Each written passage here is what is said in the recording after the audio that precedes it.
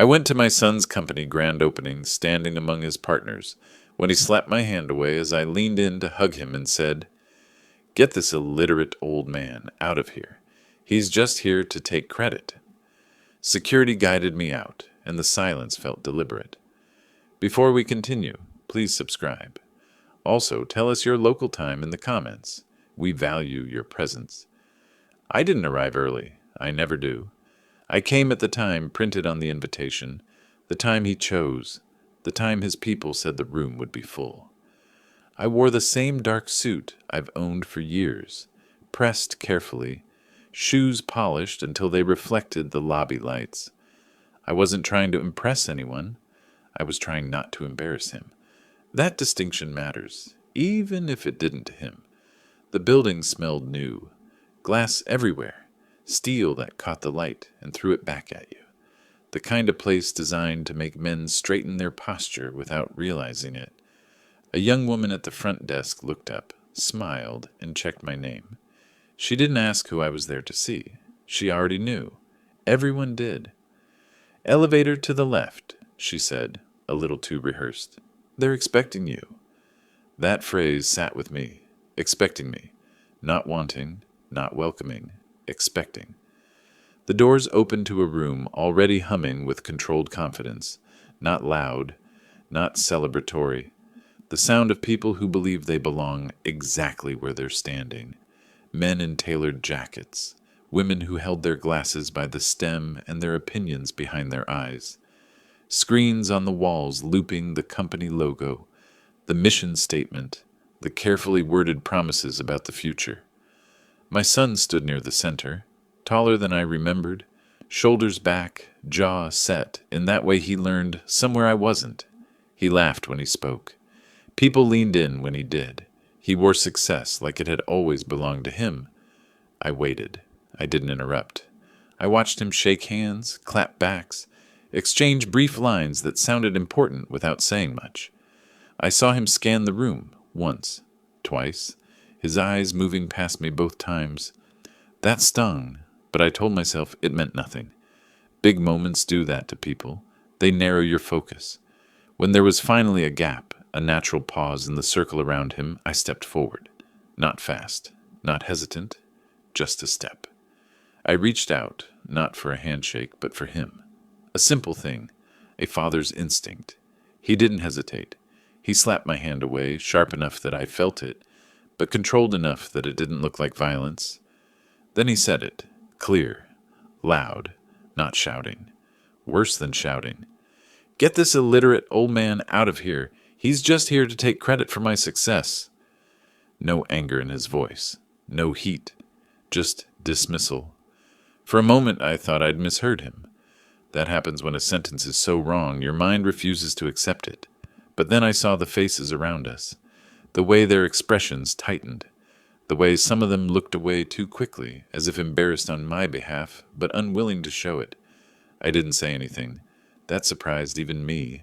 I felt the words line up in my chest, ready to come out sharp, but they stayed there. I've learned over a long life that the first person to speak, after humiliation, often loses twice. A man in a black suit appeared at my side. He didn't touch me at first. He waited, like he was giving me the chance to do the sensible thing on my own. I nodded. That seemed to disappoint him. He placed a hand lightly on my elbow. "This way, sir." Sir, not my name, not father. Sir. As we moved toward the exit, I heard the room resume its sound. Not immediately. There was a beat. A pause long enough to register. Then laughter returned, a little louder than before, like people were compensating. Someone made a joke. I didn't catch it, but I heard the response. Approval. Relief. The elevator doors closed, and for the first time, I felt my eyes burn. Not because of what he said, because of how easily it was absorbed by the room. No protest, no correction, no one saying, "That's his father." I stood in the lobby for a moment after the guard let go. He didn't escort me all the way out. That was a choice. He stepped back, nodded once, and returned to his post. Efficient, professional, forgettable. Outside, the air was cooler. I took a breath and felt it settle in my chest. I didn't leave right away. I watched people through the glass as they moved, laughed, clinked glasses. My son had already turned his back on the door. I thought about the first time he asked me what a balance sheet was. He was 12. I told him I didn't know the word, but I knew what money coming in and money going out meant. He laughed then too, a different laugh, curious, not cruel. I drove home slowly, not because I was unsteady, but because I needed the time. Memory doesn't ask permission when it decides to speak. It just starts. I remembered nights when the house was quiet, except for the ticking clock and his breathing down the hall. I remembered fixing things I didn't fully understand because paying someone else wasn't an option. I remembered signing forms I couldn't read by trusting the people who said, "It's standard." I remembered learning which questions not to ask. Illiterate. That word stuck with him, apparently. He'd been carrying it for years, polishing it, waiting for the right room to drop it in. When I got home, I didn't pour a drink. I didn't sit down. I stood in the kitchen and read the invitation again, like it might change. My name was printed correctly. No title.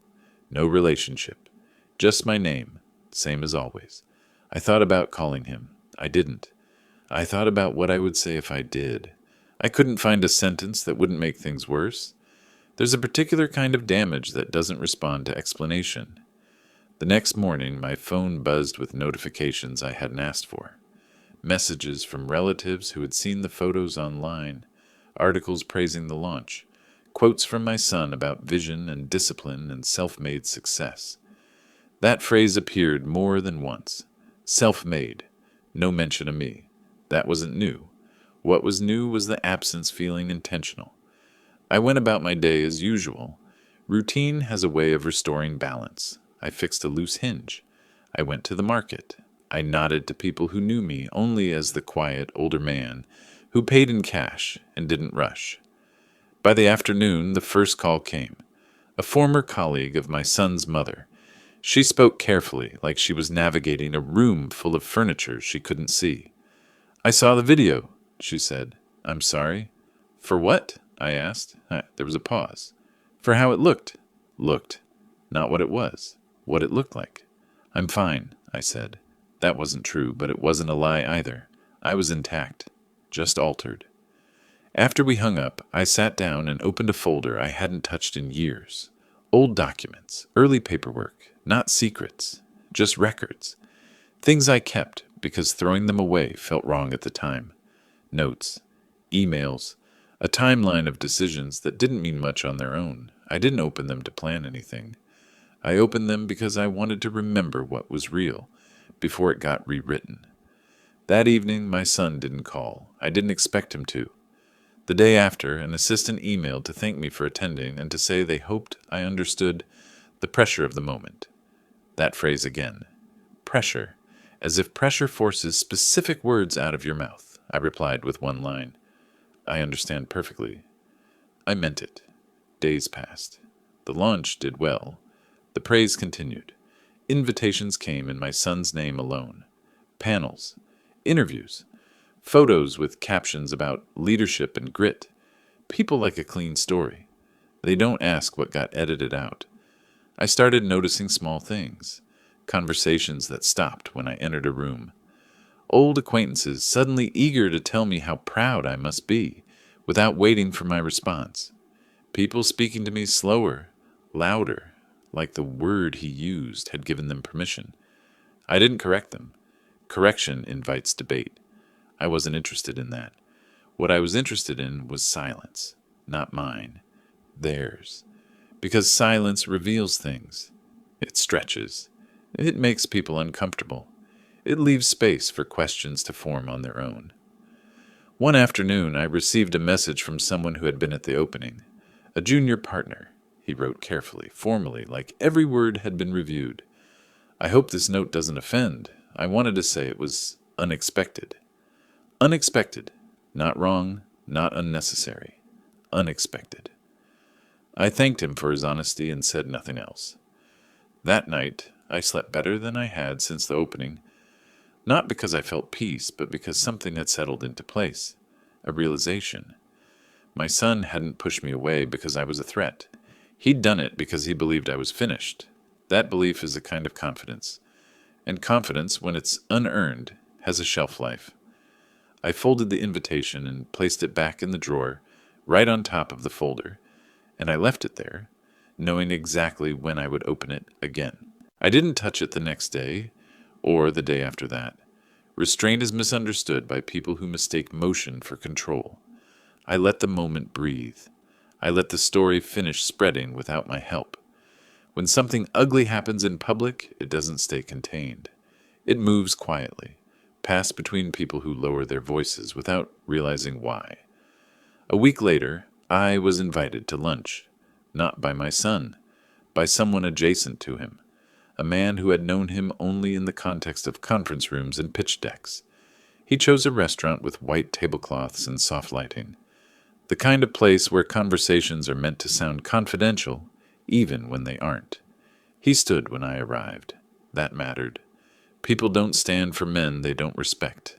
"I'm glad you came," he said. "So am I replied, and meant it. We spoke about nothing at first. Weather, traffic, how quickly the city was changing. He waited for me to steer the conversation. I didn't. Silence does the work if you let it. Eventually he cleared his throat. "The opening was memorable," he said. I nodded. Not agreement, acknowledgement. "There's been some talk," he added carefully. I let that sit.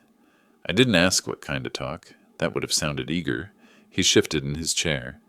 "About boundaries, about image, about how leaders handle personal history." Personal history. That was new. Less sharp than illiterate. More dangerous. "I see," I said. He leaned forward. "I wanted you to know that some of us noticed. The way things were handled. Handled, still passive, still careful." "And?" I asked. He smiled thinly. "And it raised questions." That was the first honest sentence I'd heard since the opening. After lunch, I walked home instead of taking a cab. I wanted to feel the ground. I wanted the time. When you're underestimated, patience becomes an advantage most people don't recognize until it's too late. Over the next few weeks, invitations arrived that weren't addressed to my son. Industry events, small dinners, alumni gatherings I'd once stopped attending because they felt irrelevant. Now they felt curious. I accepted some, declined others. I never mentioned the opening. Other people did, not directly, never directly. They asked about my background, my work, how I'd navigated certain years, what it was like watching the industry change from the outside. I answered plainly. I didn't embellish. I didn't defend myself. Facts have weight when you don't try to make them heavier. At one dinner, someone finally said it. "I didn't realize you were so involved early on." I looked at him. "Involved in what?" He hesitated. "In building things." That sentence did more damage than any accusation could have. Word spreads fastest when it feels like discovery. When people believe they've figured something out on their own, they protect it. They repeat it selectively. They savor it. My son's name kept coming up in conversations he wasn't present for. That's never a good sign. When people start discussing you as a concept instead of a person, they're already creating distance. I didn't reach out to him. That wasn't restraint. That was strategy. Any contact would have allowed him to frame the narrative as reconciliation, misunderstanding, heat of the moment. I wasn't interested in any of those exits. One afternoon, I ran into someone from his company in a bookstore. He saw me first. I knew because he froze, then smiled too late. "Good to see you," he said. "You too," I replied. He glanced around, then back at me. "I hope things are settling." "They are," I said. He swallowed. "I wanted to say—" I raised a hand, not sharply, just enough. "There's nothing you need to say to me," I told him. "If there were, you would have said it then." That sentence landed. I didn't explain it. I didn't need to. He nodded a little too quickly and left without buying anything. Another week passed. An article appeared, not about the opening, about leadership culture, toxic charisma. The danger of founders who confuse independence with erasure. My son wasn't named. That made it worse. People don't panic when they're accused. They panic when they're implied. I heard through someone else that my son was irritated. That word again. Irritated. As if something minor was bothering him. As if he couldn't quite locate the source. He hosted a small private dinner for key partners. I wasn't invited. That was expected. What wasn't expected was who declined. Not many. Just enough. The ones who did attend arrived late. They left early. Conversation stayed shallow. No one joked. No one toasted him. At another event, someone asked him about his background. A routine question. He answered with the usual lines. Self-taught. Self-driven. No safety net. Someone else asked lightly, Really? That was all it took. From that point on, he started correcting himself, adding qualifiers, clarifying things no one had challenged before. When you start explaining preemptively, people notice. I remained quiet. I continued attending events selectively. I continued answering questions plainly. I never criticized him. I never defended myself. I let contrast do the work. One evening, my phone rang. His name appeared on the screen. I let it ring twice before answering. Dad, he said. No apology. No greeting beyond the word. Yes, I replied. There was a pause, longer than comfortable. We should talk, he said. That depends, I answered. On what? On whether you're calling to explain yourself, I said, or to ask something of me. Silence, then a breath. People are getting ideas, he said. I imagine they are, I replied. This isn't fair, he said. That sentence permanently damaged what was left between us. I didn't say anything, I reminded him. You didn't have to, he snapped, and then caught himself. You know what this looks like. I know exactly what it looks like, I said. Another pause. He was choosing his words now. Too late. They're questioning my story, he said. I waited. They're acting like I erased you, he added. I waited longer. You humiliated me, he finally said. No, I corrected him. You did that yourself. He didn't respond. The line stayed open, heavy with something he didn't know how to move around. I have a meeting, he said eventually. I'm sure you do, I replied. He hung up without saying goodbye. After that call, things accelerated. Not dramatically, subtly. The most effective collapses are administrative. Invitations that stop arriving. Calls that get returned slower. Jokes that no longer land. I heard that someone new had been brought in to support him. A seasoned executive. Temporary, they said. Advisors are never temporary. At a conference, someone introduced him as the face of the company, then paused as if considering the phrase and added, among others. Among others. That night, I finally opened the drawer again. I took out the folder. I didn't spread it out. I didn't review everything. I selected one document. Just one. Something small. Something factual. Something already known by a few people, but not framed correctly. I forwarded it to someone who didn't need convincing. Just confirmation. No message, no explanation. The reply came the next morning. Understood. That was all. I placed the folder back, closed the drawer, and went about my day, already aware that the room my son once controlled had started to rearrange itself without asking him. That kind of change doesn't announce itself. It shows up in scheduling conflicts, in assistants who start replying instead of principals, in meetings that get rescheduled and never quite land again. Power rarely leaves all at once. It erodes quietly while everyone pretends not to notice. I stayed out of the way. That was important. People assume revenge requires visibility. It doesn't. Visibility invites resistance. I let my presence fade just enough to become ambiguous. People talked more freely when they weren't sure whether I'd hear about it. My son's name came up less in the context of certainty and more in the context of management. That's a subtle shift, but a deadly one. Leaders are discussed in absolutes. Managers are discussed in caveats. He's brilliant, but is where reputations start to bleed. I attended a small dinner one evening hosted by someone who'd known me long before my son knew himself. The table was intimate, no speeches, no agenda. Halfway through the meal, someone asked how my son was doing. The tone wasn't casual, it was diagnostic. "I don't really know," I said. "We don't talk much." No bitterness, no emphasis, just a statement. That landed harder than anything else I could have said. Later that night, a message came through from an old acquaintance of his. Not a friend, someone who used to admire him. "Is it true you were there at the beginning?" I replied an hour later. "Yes." Nothing else. By the end of the month, the company announced a restructuring. It was framed as growth. It always is. New roles, new oversight, a renewed focus on culture, words chosen to sound forward-facing while quietly correcting course. My son was still there, still visible, still quoted, but he no longer stood alone in photos. Someone else's hand always rested lightly on his shoulder, like a reminder. He called again. This time his voice was different, quieter, less sure of where it landed. "They're asking questions," he said. "Questions are healthy," I replied.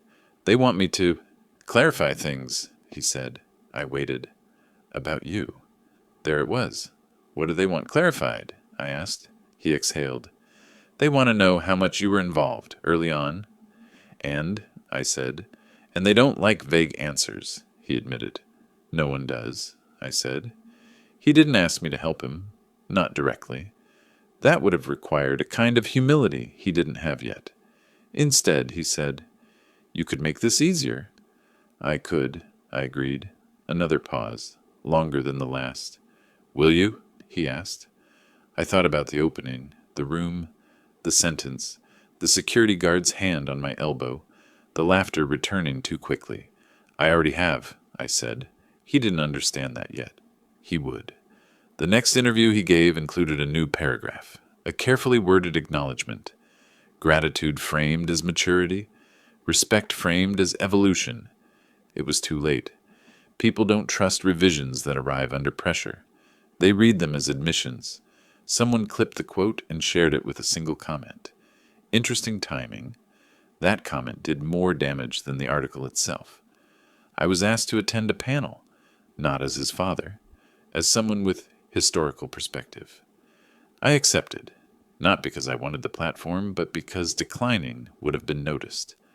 On stage, I spoke calmly, slowly. I answered questions directly. I credited teams. I credited circumstances. I credited luck. I never once mentioned my son by name. Afterward, a woman approached me. "You raised him well," she said. I looked at her. "I raised him," I replied. That distinction mattered. My son didn't attend the panel. He watched it later. I knew because he texted me one line. "You didn't defend me." There was nothing to defend. That was the point. The company announced another change. A new advisory board, external voices, accountability structures, all reasonable, all necessary, all unthinkable a year earlier. At a private gathering, someone joked about founders who forget where they come from. My son smiled tightly and said nothing. Silence, when it belongs to you, feels different than silence imposed. The final shift came quietly. An internal memo leaked. Not scandalous, just revealing. Language about stewardship, about shared legacy, about honoring foundational contributions. Foundational. That word appeared 3 times. My son's name appeared once. He came by the house unannounced one evening. That alone told me where he stood. He looked around like he didn't quite remember the space, as if it belonged to someone else now. We sat at the table. He didn't ask for coffee. "I didn't mean it," he said. "I know," I replied. That surprised him. "I was under pressure," he added. "I know," I said again. "I was trying to protect what I built," he said. I met his eyes. "You were trying to erase what reminded you that you didn't build it alone," I said. He flinched. Not visibly. Internally. That's where it counts. "They don't see me the same way anymore," he said. "No," I agreed. He waited for something. Reassurance. Strategy. Forgiveness. I gave him none. They don't trust me, he said. That happens, I replied. He stood, walked to the door, stopped with his hand on the knob. I'm still your son, he said without turning. I let the silence stretch just long enough. Yes, I said, you are. He left. In the months that followed, his role changed. Not dramatically. Titles rarely do. Influence does. Decisions he once made alone now required consensus.